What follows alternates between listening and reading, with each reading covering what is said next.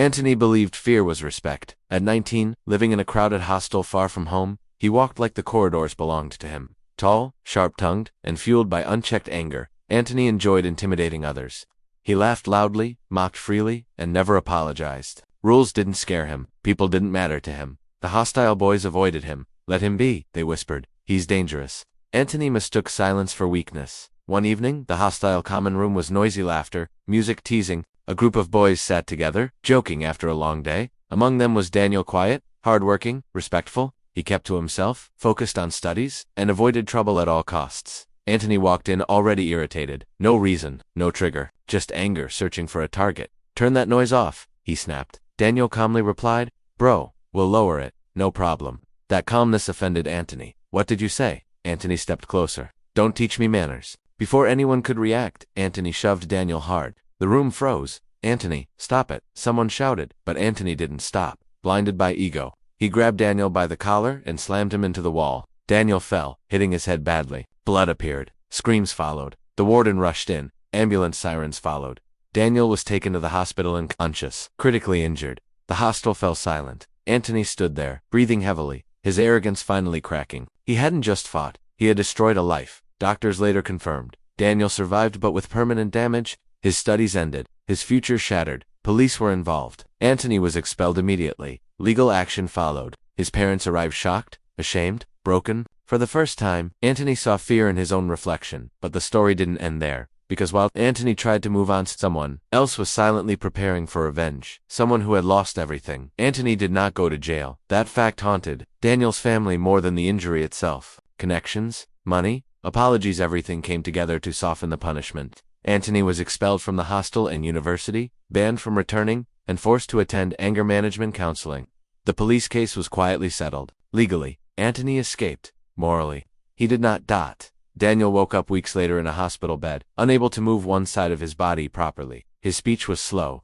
His dreams, medical school, independence, a stable life, vanished in a single violent moment. His mother cried silently every night. His younger brother Lucas did not cry. He watched. Lucas was everything. Antony was not calm, observant, patient, where Antony acted without thought. Lucas thought without acting. At least for now. Lucas dropped out temporarily to care for Daniel. He listened to doctors, learned rehabilitation exercises, and worked part-time jobs to cover expenses. But inside, something burned. Not rage. Purpose. He researched Antony expelled, living back with parents, trying to rebuild his image. Lucas didn't want Antony beaten. He wanted him exposed. Meanwhile, Antony struggled. Friends disappeared. Invitations stopped. Whispers followed him. People didn't confront him, they avoided him. His arrogance had no audience anymore. At night, Antony replayed the incident. Daniel's face, the blood, screams. Sleep didn't come easily. One day, Antony tried to apologize. He visited Daniel's home. Lucas answered the door. You have 5 minutes. Lucas said coldly. Antony spoke nervously. I lost control.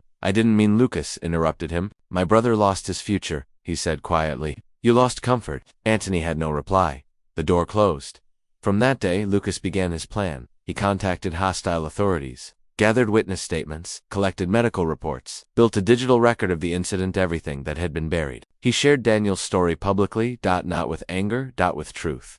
The post went viral. Students spoke up. Videos surfaced. Testimonies poured in. Antony's past behavior was exposed: patterns of intimidation, violence, unchecked arrogance. Companies withdrew internship offers. Universities rejected Antony's transfer applications. His name became a warning. Antony felt trapped for the first time. The world treated him the way he had treated others, without mercy, and Lucas wasn't done yet. Antony tried to escape his past. He moved to another city, changed his phone number, stopped using social media, enrolled in a small private institute under a shortened version of his name. For a while, it worked. People didn't know him. They didn't fear him. They didn't avoid him. Antony convinced himself he could start over, but the internet never forgets. Lucas watched quietly. He never contacted Antony again. He never threatened him. He simply continued telling Daniel's story carefully, truthfully, relentlessly. Journalists reached out. A student safety organization took interest. They invited Lucas to speak about unchecked violence in hostels and the consequences of privilege. Antony's name appeared in reports. Again, the institute expelled him. After discovering his history, his landlord asked him to leave. Employers stopped responding. Antony's parents argued constantly. Financial pressure grew. Shame settled in the house like dust that never cleared. Antony snapped. This is your fault, he shouted at his father one night. If you had defended me better. His father slapped the table. You destroyed a boy's life, he said quietly. And now you want us to destroy ours. The words hit harder than any slap. Meanwhile, Daniel slowly improved, but he would never be the same. His speech remained broken. His hand trembled, yet one thing returned fully: his smile. Lucas noticed it one evening during therapy. "We're winning," Daniel whispered. Lucas shook his head. "We're healing," he corrected. Fate delivered the final twist when Antony applied for a job at a company that partnered with Lucas's advocacy organization. Antony walked into the interview room. Lucas was sitting across the table. Their eyes met. Antony's face drained of color. "This interview is over," Lucas said calmly. Antony stood frozen. "Not because I hate you," Lucas continued, "but because people deserve to feel safe." Antony walked out without a word. He sat alone on the steps outside, staring at his shaking hands.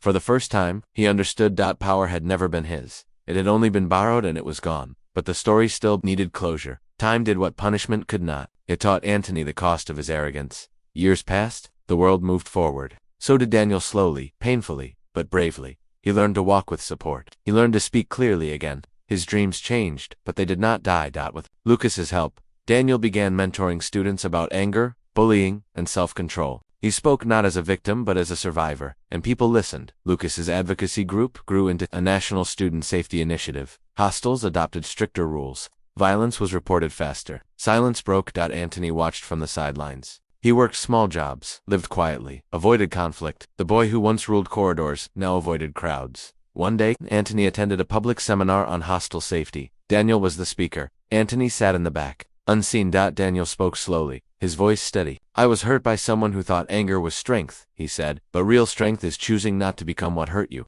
Antony lowered his head. After the talk, Antony waited. When Daniel noticed him, the room went silent. "I came to say sorry," Antony said, voice breaking. "Not to be forgiven, just to say it." Daniel looked at him for a long moment. Then he said, "Live better. No shouting.